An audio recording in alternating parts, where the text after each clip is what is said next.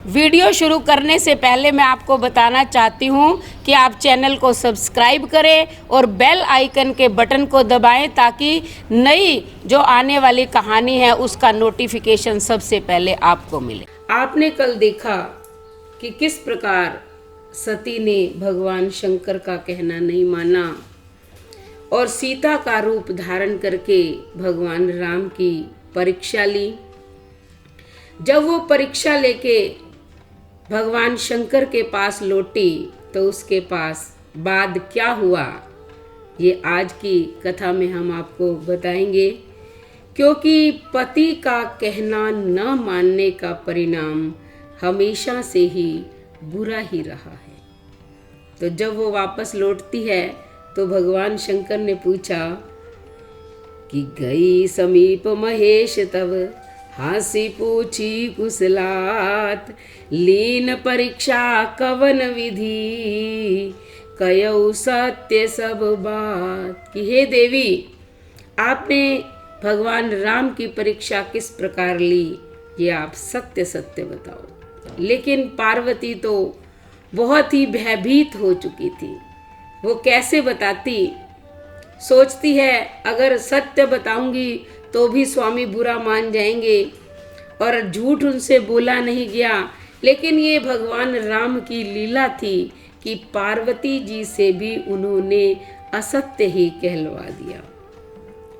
सती समुझी रघुवीर प्रभाऊ, भय बस शिव सन कीन दुराऊ, कछुन परीक्षा लीन गोसाई, कीन प्रणाम तुम्हारे नाई।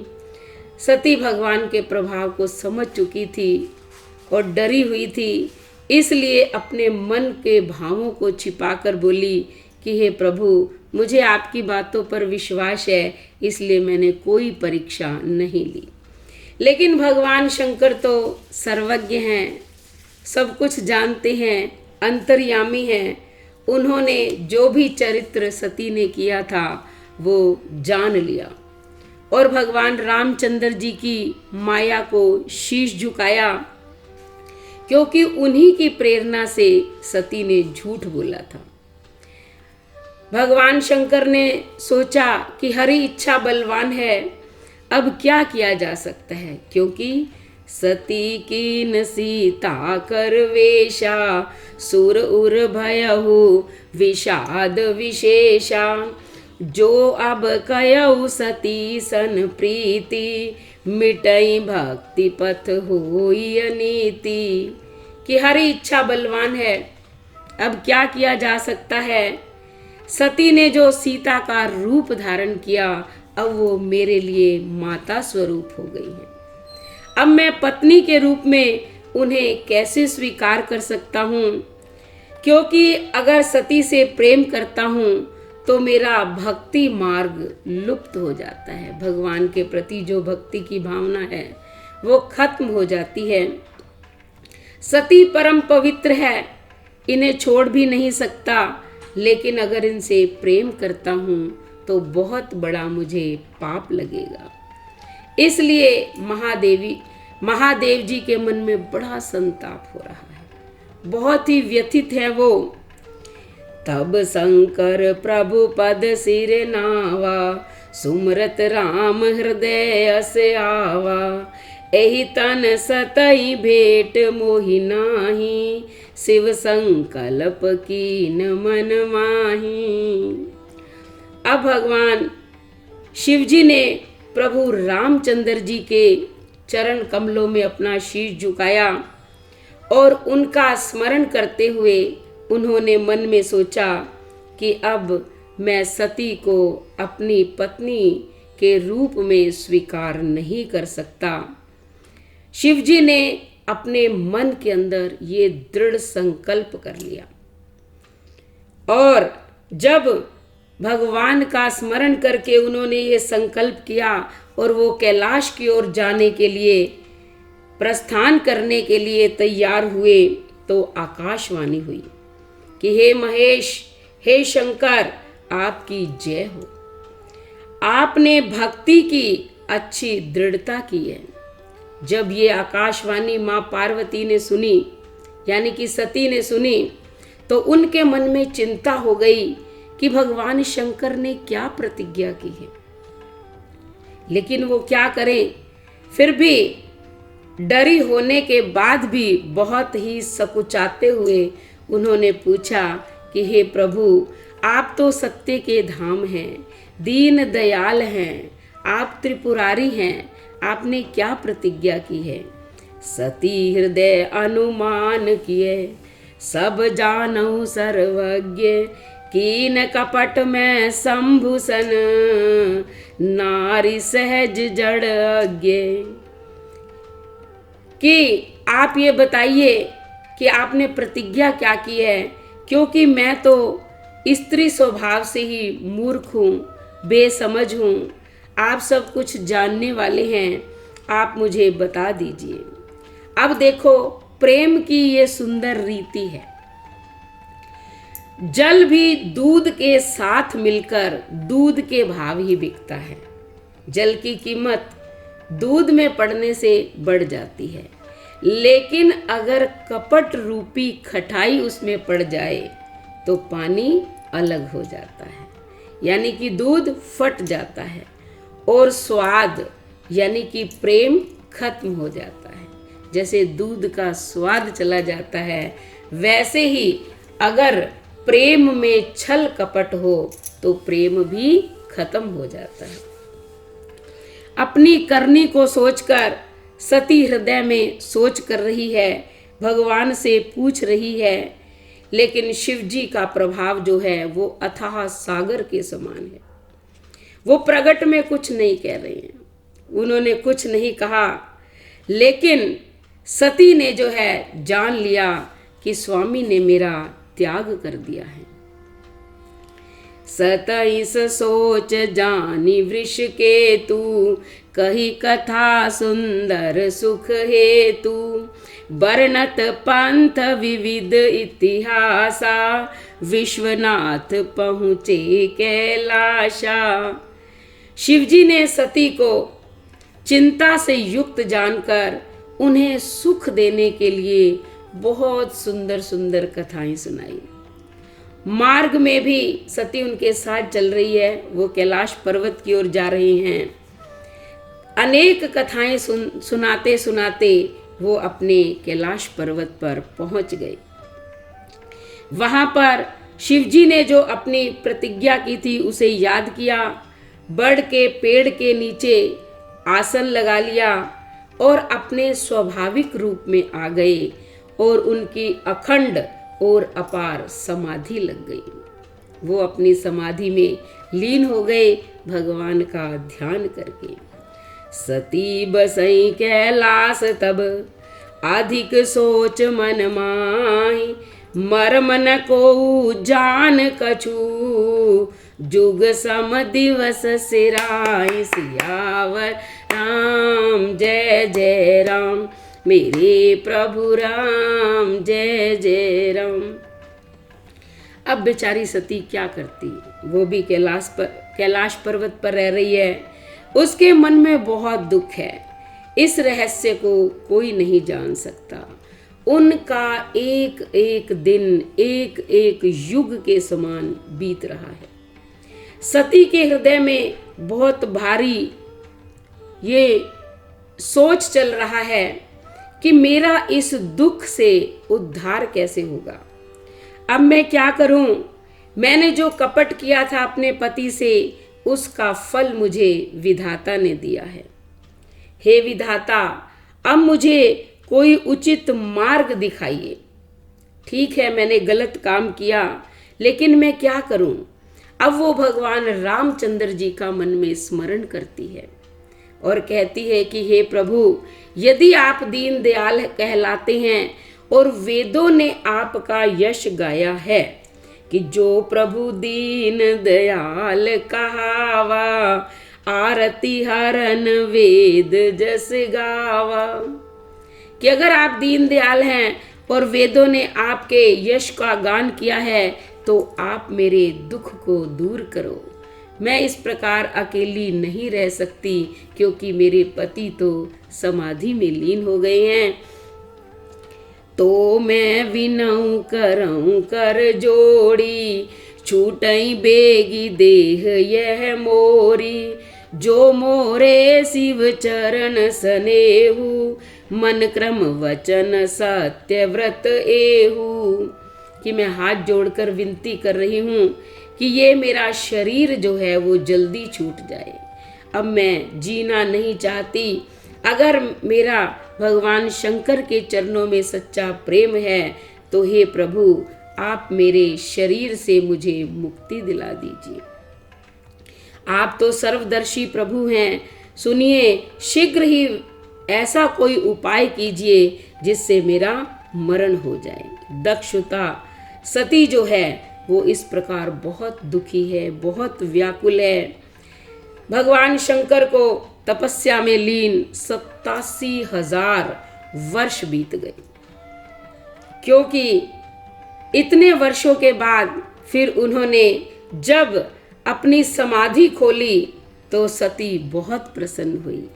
राम नाम शिव सुमरण लागे, जानऊ सती जगत पति जागे, जाय शंभु पद बंदन कीना, सन्मुख शंकर आसन दीना।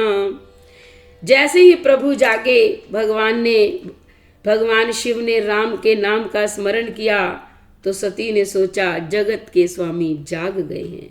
उन्होंने भगवान शंकर के चरणों में प्रणाम किया, लेकिन शंकर भगवान ने सती को अपने सामने आसन दिया, अपने वामांग में नहीं बिठाया। क्योंकि शिवजी भगवान हरि की रहस्यमयी कथाएं कहने में ही अपना समय बिताने लगे। उनका मन जो है दुखी ना हो, इसलिए उन्होंने भगवान विष्णु की कथाएं सुनानी आरंभ कर दी। उसी समय जब उनकी समाधि टूटी, दक्ष प्रजापति हुए, जो ब्रह्मा जी ने सब प्रकार से योग्य जानकर उन्हें प्रजापतियों का नायक बना दिया। आपको पता है, जिसको प्रभुता मिल जाती है, संपन्नता मिल जाती है, उसमें अहंकार आना स्वाभाविक हो जाता है। दक्ष को भी अभिमान हो गया। नहीं कोहु अस जन मा जग माही, प्रभुता पाए जाहि मद नाही। इस संसार में कोई नहीं है जिसने संपन्नता प्राप्त करके अहंकार न किया हो। दक्ष ने बहुत भारी यज्ञ का आयोजन किया, सभी ऋषि मुनियों को बुलाया, निमंत्रण दिया। उस यज्ञ के अंदर किन्नर, नाग, सिद्ध, गंधर्व सब देवता अपनी अपनी स्त्रियों सहित आए। यहाँ तक कि विष्णु, ब्रह्मा सभी आए। वो अपना अपना विमान सजाकर जा रहे हैं, लेकिन भगवान शंकर को उन्होंने निमंत्रण नहीं दिया। सती ने देखा कि सभी लोग अपने अपने विमानों पर देवी देवता चढ़कर जा रहे हैं, जिससे मुनियों को भी जो है परम शांति का अनुभव होता है। उन्हीं भगवान शंकर को मेरे पिता ने पता नहीं क्यों नहीं बुलाया।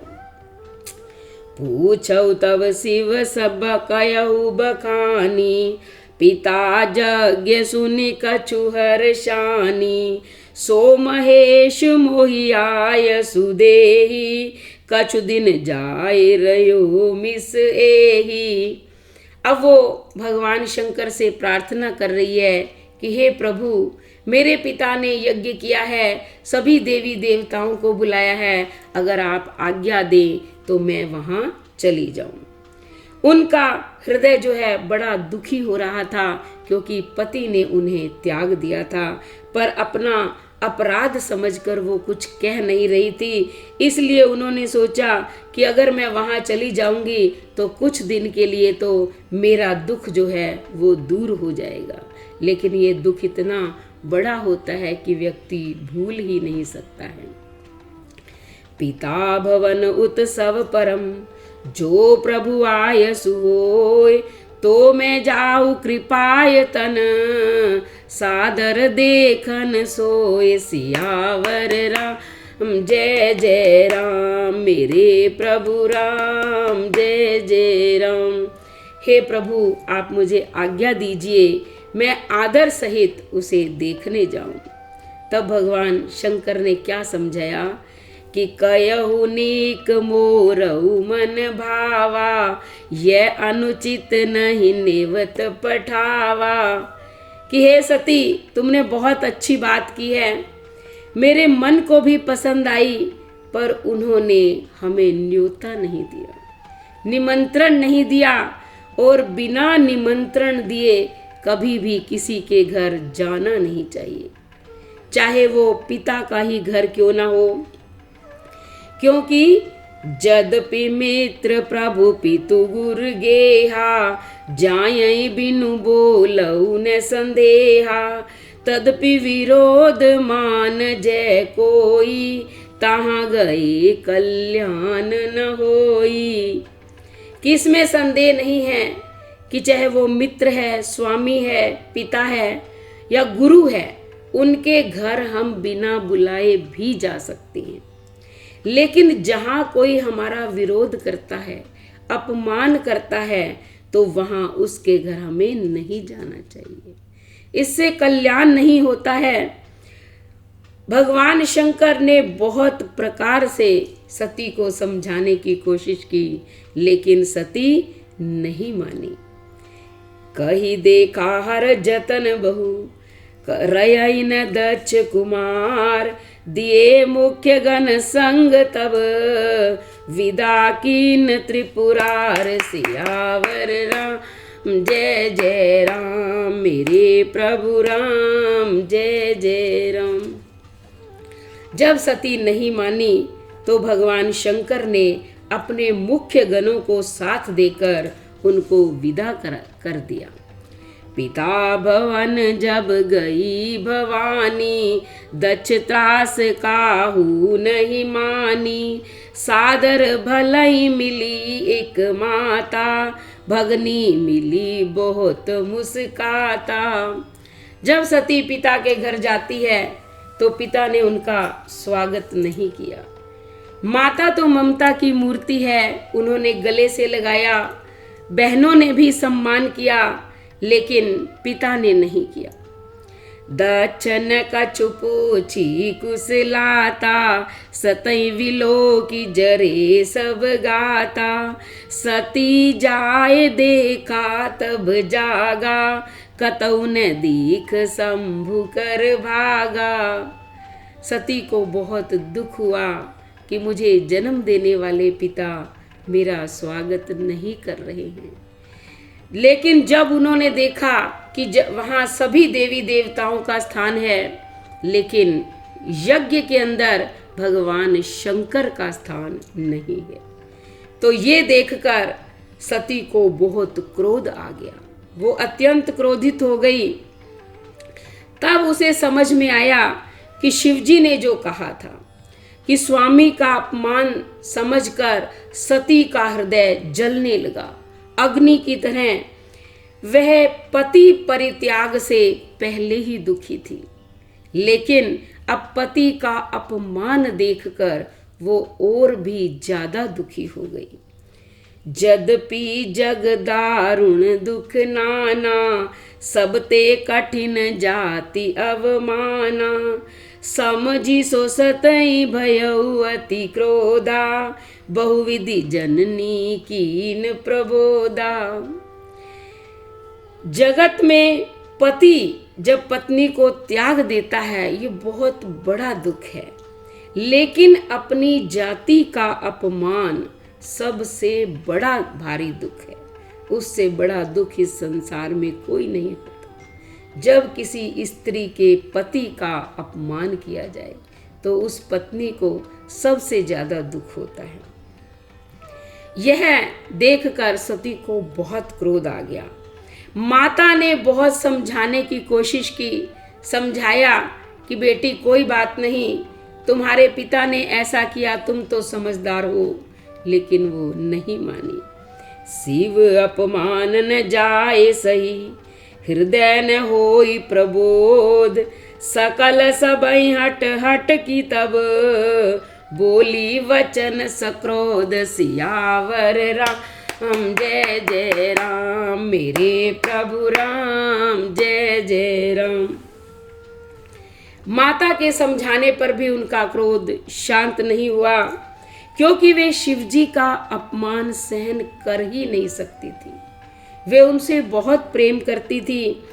उनके हृदय में जब कोई ज्ञान नहीं हुआ तो उन्होंने सभा को हठ पूर्वक डांट कर क्रोध से कहा। क्या कहती हैं? सुनऊ सभासत सकल मुनिंदा, कही सुनी जिन शंकर निंदा, सो फल तुरत लहब सब काऊ, भली भांति पछताव पिताऊ। कि हे सभासदों, हे मुनीश्वरों, हे देवी देवताओं, सुनो, जिन लोगों ने यहाँ शिव जी की निंदा की है या सुनी है, उन सब को उसका फल भुगतना ही पड़ेगा। और मेरे पिता दक्ष ने जो अपमान किया है वो भी पछताएंगे। संत शंभु श्रीपति अपवादा, सुनई जहाँ तैं असीम मर्यादा, काटई तासु जीव जो बसाई, श्रवण मुंह न चलहि पराई। जहाँ पर भी संत शिवजी या भगवान विष्णु की निंदा सुनी जाए, वहाँ की ऐसी मर्यादा बनी हुई है कि या तो आप चले जाओ वहाँ से, कि या तो आप वहाँ से चले जाओ या बोलने वाले की जिह्वा काट लो कि वो ऐसे निंदा कर क्यों रहा है। जगतात्मा महेश पुरारी, जगत जनक सबके हितकारी। कि त्रिपुर दैत्य को मारने वाले भगवान शंकर, जो संपूर्ण जगत के आत्मा हैं, जगत पिता हैं, सबकी भलाई करने वाले हैं, तुम उन्हीं की निंदा कर रहे हो। इसलिए कह रहे हैं कि चंद्रमा को ललाट पर धारण करने वाले शिवजी को हृदय में धारण करके मैं जो है इस शरीर को त्याग दूंगी। तजियई तुरत देह ते हेतु, उर्धरि चंद्र मोली वृष केतु। कि मैं इस शरीर का त्याग कर दूंगी, ऐसा कहकर सती ने योग अग्नि से अपने शरीर को वहीं यज्ञ भूमि में भस्म कर लिया। क्योंकि माता के अंदर अनेक शक्तियां थी, वो प्रकृति है, संसार की सृष्टि करने वाली है, क्योंकि भगवान शंकर की अर्धांगिनी है, तो उसने योग अग्नि को प्रकट किया और अपने शरीर को तुरंत भस्म कर दिया। सती मरण सुने शंभुगन, लगे करन मख खीस, यज्ञ विध्वंस बिलो की भृगु, रक्षा की न मुनीस सियावर राम। जय जय राम मेरे प्रभु राम, जय जय राम। सती का मरण सुनकर शंकर जी के गण, जो भगवान शंकर ने उनके साथ भेजे थे, वो पूरे यज्ञ को विध्वंस करने में लग गए, नष्ट कर दिया उन्होंने। यज्ञ विध्वंस होते देखकर जो मुनीश्वर भृगु जी थे, जो यज्ञ करवाने के लिए आए हुए थे, तो उन्होंने यज्ञ की रक्षा करनी प्रारंभ कर दी। समाचार तब शंकर पाए, वीरभद्र करि कोप पठाए। ये सब समाचार जब भगवान शंकर को पता चला कि सती ने अपने शरीर का त्याग कर दिया है, तो उन्होंने क्रोध करके अपनी जटा का एक बाल निकाला और धरती पर देकर मारा, और उसी से वीरभद्र पैदा हो गए। उन्हें आज्ञा दी, जाओ और दक्ष का यज्ञ जो है वो विध्वंस कर दो, ये भृगु ऐसे कैसे रक्षा कर रहा है। और जितने भी देवी देवता वहां उपस्थित हैं, उन सब को दंड देना होगा, क्योंकि उन्होंने भगवान शंकर का अपमान किया था। भगवान शंकर से सती जितना प्रेम करती थी, भगवान शंकर भी सती से उतना ही प्रेम करते थे। वो जैसे ही उन्होंने सती का मरण सुना, कि उन्होंने अपने आप को भस्म कर दिया है, व्याकुल हो गए। उनका हृदय जो है क्रोध से जल उठा, उनकी जो अग्नि थी क्रोध की वो जागृत हो गई। भय जग विदित दक्ष गति सोई, जसु कछु शंभु विमुख के होई। यह इतिहास सकल जग जानी, ताते मैं संक्षेप बखानी। तो आप जानते हैं, ये कहानी आपने सुनी हुई है कि दक्ष की फिर जो दुर्दशा हुई कि जाकर उसका किस प्रकार शीश काट दिया गया और फिर उसकी जगह जो है बकरे का सिर लगाया गया।